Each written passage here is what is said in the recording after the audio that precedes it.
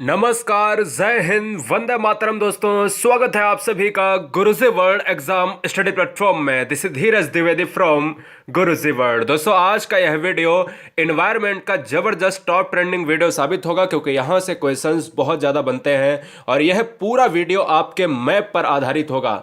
सरल भाषा में चित्रात्मक हम चीज़ों को समझाएंगे। अगर मैं एक सिंपल सा क्वेश्चन पूछ देता हूं कि ये बताइएगा कि जैव विविधता दिवस कब मनाया जाता है, तो आप आंसर दे सकते हैं।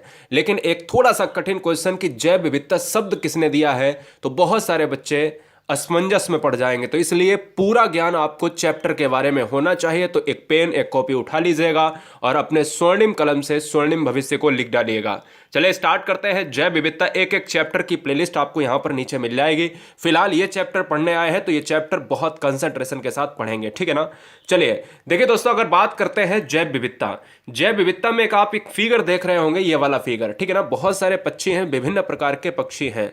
तो जैव विविधता का मतलब क्या होता है दोस्तों, सिंपल भाषा में हम तीन तरीके से समझाएंगे, तीन परिभाषाओं से समझाएंगे। बहुत ध्यान से सुनिएगा।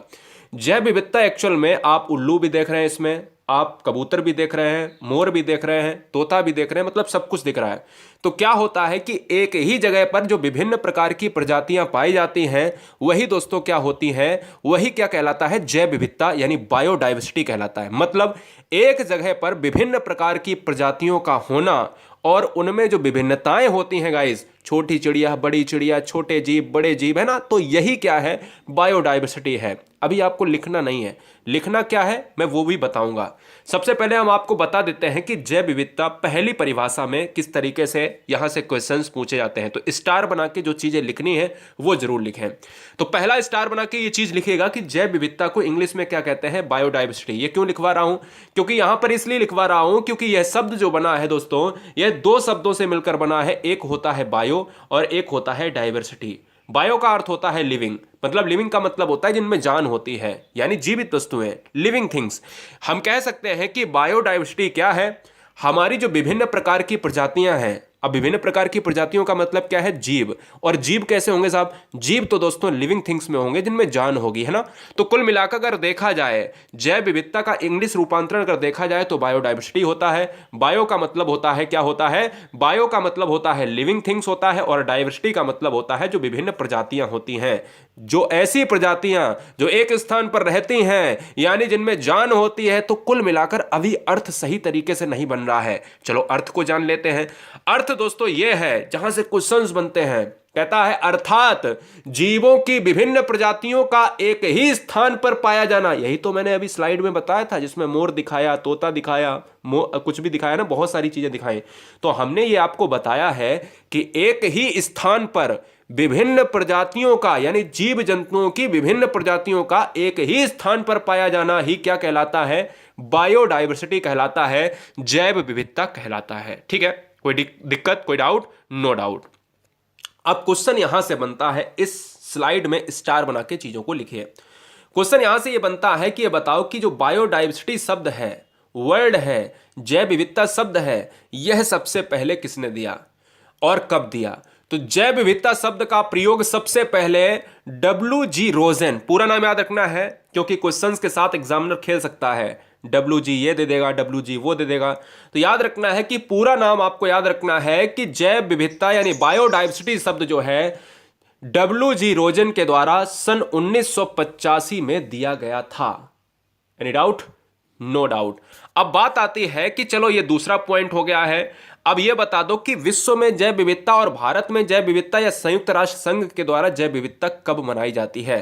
तो एक नया ट्रेंड मिलेगा आपको। बहुत सारे बच्चों को यह पता होगा कि जैव विविधता दिवस 22 मई को मनाते हैं, ठीक है ना, जबकि विश्व में कई देश 29 दिसंबर को मनाते हैं। तो इन दोनों पॉइंट को स्टार बना के लिख लेना। आप क्वेश्चन कैसे पूछ सकता है, क्वेश्चन में कभी कभी अगर आ जाए 22 मई तो आप उड़ा दीजिएगा 22 मई। अगर बाई चांस, ऐसा होगा नहीं, अगर बाई चांस 22 मई ना दिया हो तब आपको 29 दिसंबर मारना पड़ेगा, क्योंकि बहुत कम ऐसे देश हैं विश्व में जो कई जैव विविधता वाले देश 29 दिसंबर को मनाते हैं। क्लियर है? कोई डाउट है? नहीं होना चाहिए, ठीक है ना। चलिए बहुत बढ़िया। अब सरल भाषा में एक बार और परिभाषा जान लेते हैं। जीव जंतुओं की जातियों में पाई जाने वाली विभिन्नता, यानी जो उनमें विभिन्नताएं हैं, एक जगह पर रहने वाले अनेक जीव जो उनमें विभिन्नताएं पाई जाती हैं। मोर में एक अलग विभिन्नता है, इस जंतु में अलग है। मतलब पक्षियों की ही बात नहीं है, जितने भी पृथ्वी पर जीव जंतु हैं जिनमें जान होती है, अगर उनमें विभिन्नताएं हैं और एक ही स्थान पर वो रहते हैं तो कहलाएगी जैव विविधता। क्लियर है? बायोडाइवर्सिटी उसे हम कहेंगे। अब बात आती है दोस्तों यहां पर इन फिगर्स में आप समझ सकते हो कि भैया क्या क्या जैव विविधता, किसका क्या भोजन होता है, किसका क्या पीना होता है, कौन ज्यादा पानी पीता है, क्या सोने की बात करें, कौन दिन में देखता है, कौन रात में जगता है। तो मतलब क्या है साहब, रहते तो वो एक ही जगह पर, लेकिन क्या है, एक ही एटमॉस्फेयर में रहते हैं, लेकिन तरीका उनका अलग होता है। जीने का तरीका, रहन सहन का तरीका अलग होता है, खाने का तरीका अलग होता है, क्या पसंद है वो भी कहीं ना कहीं नापसंद के अंदर, पसंद के अंदर उनकी कंपैरिजन होती है। तो यही क्या है, बायोडाइवर्सिटी है। आगे हम बात करेंगे दोस्तों जैव विविधता के उदाहरण के रूप में। जैसे एग्जाम्पल लेते हैं, जैसे अगर हम रेगिस्तान के पौधे देखेंगे तो वह अलग मिलेंगे, वहां के जीव अलग मिलेंगे, वहां के जानवर अलग मिलेंगे। और अगर हम जलीय क्षेत्रों में जीवों को देखेंगे तो यहां के जानवर, जीव जंतु, पेड़ पौधे अलग मिलेंगे। भाई सिंपल सी बात है कि यही क्या है, विभिन्नता है। हम जब भी जानते हैं कि मनोविज्ञान में एक चैप्टर पढ़ते हैं इंडिविजुअल डिफरेंस, यानी व्यक्तिगत विभिन्नता। हम और आप में कितना डिफरेंस है, बिल्कुल होगा, है ना। हमारी कुछ रुचि अलग होगी, आपकी कुछ रुचि अलग होगी। ऐसे ही रेगिस्तान में पौधे होंगे वो कटीले होंगे, ऐसे ही असम में पौधे होंगे वो बहुत ज्यादा हरे भरे होंगे, पत्तियां ज्यादा होंगी, है ना। क्यों? क्योंकि रेगिस्तान में पानी की कमी है, रेगिस्तान में उसी तरीके के जंतु होंगे, रेगिस्तान में उसी तरीके का एटमॉस्फेयर होगा, माहौल होगा। क्लियर है? आगे हम बात करेंगे दोस्तों, जिस तरीके से आप देख रहे हो यही क्या है, हमारे जैव विविधता के प्रमुख क्या है, साधन है। ठीक है। अगर हम बात करें, एक बार फिर से हम बात करेंगे दोस्तों रोजन साहब की, एक बार बहुत अच्छी तरीके से इस चीज को लिख लीजिएगा कि जैव विविधता यानी बायोडाइवर्सिटी की खोज किसने करी है। सन 1985 में डब्ल्यू.जी. रोजन ने बायोडाइवर्सिटी की यानी जैव विविधता शब्द की खोज करी है, ये आपने लिख लिया होगा। अब पॉइंट नंबर नेक्स्ट में आप ये लिखेंगे कि जैव विविधता एक्ट बहुत बार पूछा गया है। भारत में जैव विविधता संरक्षण एक्ट कब आया, ये पूछता है एग्जाम में। तो याद रखिएगा, भारत में जो बायोडाइवर्सिटी एक्ट है वो 2002 में आया। किससे संबंधित है? जैव विविधता से संबंधित है। जैव विविधता क्या है, फिर से बताऊंगा कि एक ही स्थान पर पाए जाने वाले जीव जंतुओं में जो विभिन्नता होती है वो क्या है, जैव विविधता है। कभी नहीं बोलोगे साहब, ये मैं पागल वागल नहीं हूं जो बार बार रिपीट कर रहा हूं, क्योंकि चीजें आसान से सेट हो जाएं। क्या मैं एक ही चीज को बार बार पढ़ूं या एक चीज को एक बार अच्छी तरीके से पढ़ लूं? तो बिल्कुल सिंपल सी बात है, एक बार पढ़ो, जबरदस्त पढ़ो, क्योंकि बहुत सारा अतः संसार में पढ़ने के लिए पढ़ा हुआ है। तो दोस्तों अगर बात करें बायोडाइवर्सिटी के लिए, डब्ल्यू.जी. रोजन 1985 2002 में एक्ट आया। 22 मई को हमने क्या मनाया, जैव विविधता दिवस। नहीं याद है? चलो एक बार और हम जैव विविधता दिवस को देख लेते हैं कि किस तरीके से जैव विविधता दिवस मनाते हैं। आप सभी को मैंने बताया कि दिसंबर महीने में आपको 29 तारीख याद रखनी है जब ऑप्शन में ना हो। कभी ऐसा होगा नहीं कि 22 मई आपके ऑप्शन में ना हो, हमेशा 22 मई ऑप्शंस में होगा। और ये एग्जाम में क्वेश्चन बार बार एग्जाम में पूछा जा रहा है, 3 साल से लगातार क्वेश्चन एग्जाम में आपके पूछा जा रहा है कि जैव विविधता दिवस हम हर साल कब मनाते हैं। जैव विविधता दिवस यानी बायोडाइवर्सिटी डे हम मनाते हैं 22 मई को। क्लियर है? चलिए अगर हम बात करें दोस्तों, जैव विविधता सबसे ज्यादा पृथ्वी पर कहां पर पाई जाती है, तो याद रखना है कि भारत में और विश्व में जैव विविधता सबसे ज्यादा पूछी जाती है। तो सबसे पहले आपको बता देना चाहते हैं कि जैव विविधता यानी बायोडाइवर्सिटी पूरे विश्व में सबसे ज्यादा कहां पर पाई जाती है।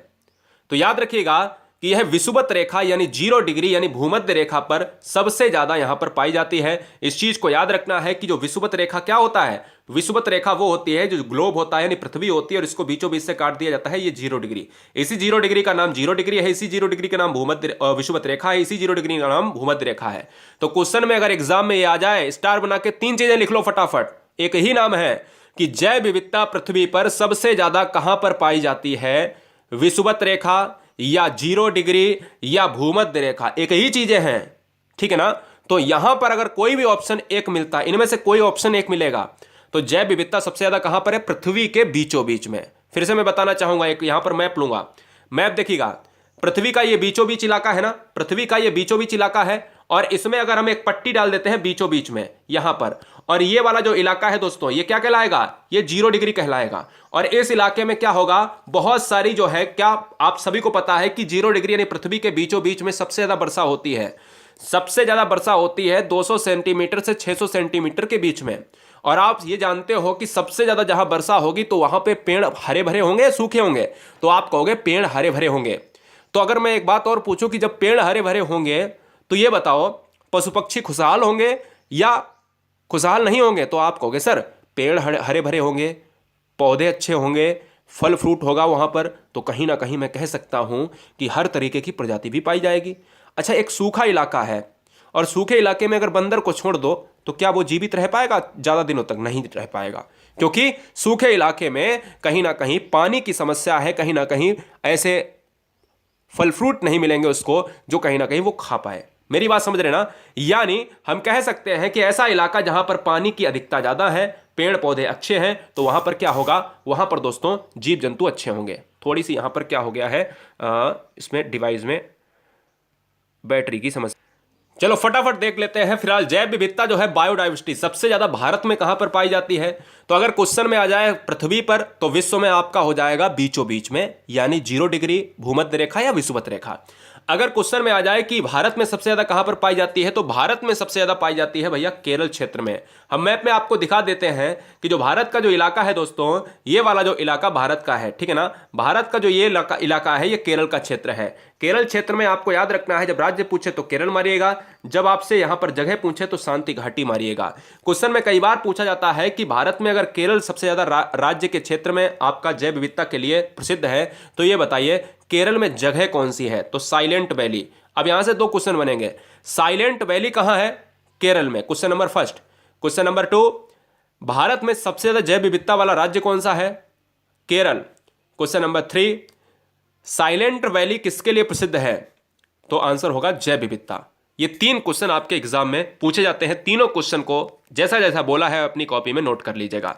मैं फिलहाल एक बार और बता देता हूं, देखिएगा, सबसे ज्यादा जैव विविधता यानी बायोडाइवर्सिटी शांति घाटी जो कि केरल में स्थित है, यह वह क्षेत्र है भारत का जहां पर सबसे ज्यादा जैव विविधता प्राप्त होती है। याद रखिएगा दोस्तों, ऐसे क्वेश्चंस एग्जाम में बहुत बार पूछे जाते हैं, बहुत बार एग्जाम में क्वेश्चंस ट्रेंड होते हैं कि ये बताओ कि भारत में जैव विविधता दिवस कब मनाया जाता है। 22 मई भारत में जैव विविधता दिवस जो है मनाया जाता है। इसके अलावा अगर भारत की बात करें तो भारत के मैप में सबसे ज़्यादा जैव विविधता वाला स्टेट कौन सा है, केरल होगा। केरल में क्या, साइलेंट वैली। साइलेंट वैली किसके लिए, तो आप जानते हो जैव विविधता के लिए, है ना। शांति घाटी है कहाँ पर, अगर क्वेश्चन में पूछ लिया जाए तो भी आंसर होगा केरल में होगा, है ना। शांति घाटी भारत के उत्तरी में है या दक्षिणी में है, तो आप सभी को पता है कि शांति घाटी आपके दक्षिण में होगी, क्योंकि केरल राज्य जो है आपका कहां पर है, साउथ ब्लॉक में है। क्लियर है, चलेंगे, बहुत बढ़िया। तो ये क्वेश्चन आपको नोट कर लेना है बहुत अच्छी तरीके से। अगर एक और क्वेश्चन पूछा जाए यहां पर, देश में अगर हमने देखा तो सारे मैटर पॉइंट आपके जो है क्लियर हो गए, लेकिन अगर विश्व में अगर पूछ लिया जाए देश के संदर्भ में, अब देखो विश्व में सबसे ज्यादा जैव विविधता 0 डिग्री पर हो गई, लेकिन देश तो मैंने बताया नहीं था, तो इसलिए बायोडाइवर्सिटी जो है सबसे ज्यादा देशों में अगर पूछा जाए तो सबसे ज्यादा जैव विविधता यानी बायोडाइवर्सिटी कहां पर है, ब्राजील में है। ब्राजील में दोस्तों आपकी कॉफी का उत्पादन भी सबसे ज्यादा होता है, कॉफी। और भारत में सबसे ज्यादा कॉफी कहां पर होती है, कर्नाटक में होती है। याद रखिएगा, चाय का उत्पादन भारत में असम क्षेत्र में होता है, कर्नाटक में कॉफी का उत्पादन होता है। सबसे ज्यादा केरल में जैव विविधता भारत में है, शांति घाटी में है, और सबसे ज्यादा विश्व में कहां पर है, पृथ्वी के बीचों बीच में है, 0 डिग्री पर है, विषुवत रेखा पर है। लेकिन अगर विश्व में देश पूछ ले तो ब्राजील में है, यानी ब्राजील चला जाएगा। मेरी बात समझ में आई, मेरी बात समझ में आई दोस्तों। बहुत बढ़िया तरीके से इस चीज को मैंने आपको बताया है, ठीक है ना। 2-3 पॉइंट और जान लेते हैं। अब दोस्तों यहां पर जैव विविधता के 2 प्रोटोकॉल आपको याद रखने हैं। जैसे हमने अभी ऊपर पढ़े थे कुछ दिन पहले, हमने आपको बताया था ओजोन परत से संबंधित मॉन्ट्रियल प्रोटोकॉल है, ये सारे प्रोटोकॉल हमने वहां पर बताए थे। लेकिन फिलहाल अगर आपको पूरा पर्यावरण पढ़ना है तो अच्छे से पढ़ना है, जिसकी लिंक नीचे है। एक क्लिक में आपको 14-15 मिनट से ज़्यादा वीडियो नहीं होती है, तो इतना तो देखना पड़ेगा। अधूरा ज्ञान देकर लेकर एग्जाम हॉल में बैठने मत जाना, ये बात याद रख लो। जैव विविधता संरक्षण के लिए दोस्तों सम्मेलन किए गए हैं 2, एक है कार्टाजेना सम्मेलन, एक है नगोया सम्मेलन। कार्टाजेना सम्मेलन की बात करें तो दोस्तों यह आता है पेरिस की सम्मेलन से संबंधित है, यानी अगर पूछा जाए कब तो 2000 में, ठीक है ना, 2000। यह कार्टाजेना सम्मेलन पेरिस में 2000 में हुआ, सन 2000 में। और नगोया सम्मेलन की बात करें दोस्तों, तो नगोया सम्मेलन, नगोया एक जो है आपका क्या है, एक प्लेस है जापान का, तो यह सम्मेलन हुआ है 2010 में। तो ये दोनों आपको सन याद रखना है, ये जापान और ये वाला कार्टाजेना पेरिस में। क्लियर है? यह कार्टाजेना सम्मेलन 2000 में हुआ है और नगोया प्रोटोकॉल जो हुआ है 2010 यानी 2010 में हुआ है। कार्टाजेना सम्मेलन में क्या है, कार्टाजेना सम्मेलन कनाडा में किया गया। याद रखिएगा, कार्टाजेना सम्मेलन कनाडा और पेरिस से रिलेट करता है। इसका मुख्य उद्देश्य उन प्रजातियों का संरक्षण करना है जिनका जीन बदल रहा है, यानी इसका नाम जैविक संबंधित जीव, यानी इसको कर दिया गया लिविंग मॉडिफाइड ऑर्गेनिज्म। यानी आपको केवल इतना याद रखना है, कब आया है, किससे संबंधित है, यह आपको जबरदस्त तरीके से याद रखना है। कभी कभी ऑप्शंस में प्रजातियों के संरक्षण के बारे में, तो आप सभी को याद रखना है कि प्रजातियों का संरक्षण तो जैव विविधता के अंतर्गत ही होगा, है ना। तो LMO की बात करें तो यहां पर आपको याद रखना है कि LMO किससे संबंधित है, कार्टाजेना सम्मेलन से संबंधित है। LMO का फुल फॉर्म क्या है, लिविंग मॉडिफाइड ऑर्गेनिज्म। क्लियर है?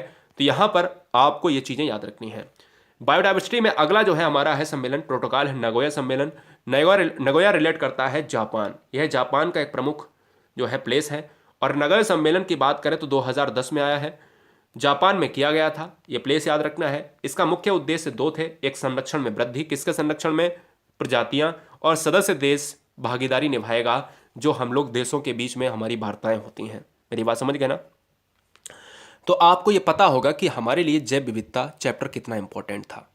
आप सभी को ये भी पता होगा कि जैव विविधता के लिए हमें एक एक स्लाइड को बहुत अच्छे से रिवीजन करना है। तो आपने नोट्स को मेंटेन किया होगा, हम ऐसी उम्मीद करते हैं, आशा करते हैं।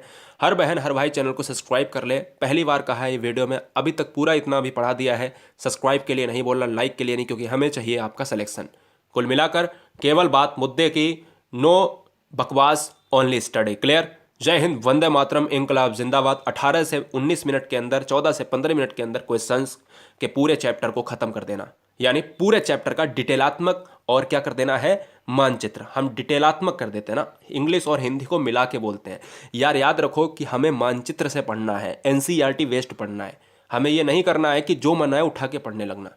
वंदे मातरम। फिर मिलेंगे नेक्स्ट वीडियो में। एक काम करना है कि इन्वायरमेंट की पूरी प्लेलिस्ट नीचे मिल जाएगी और उसको देख डालो और अपने नोट्स को मेंटेन करो।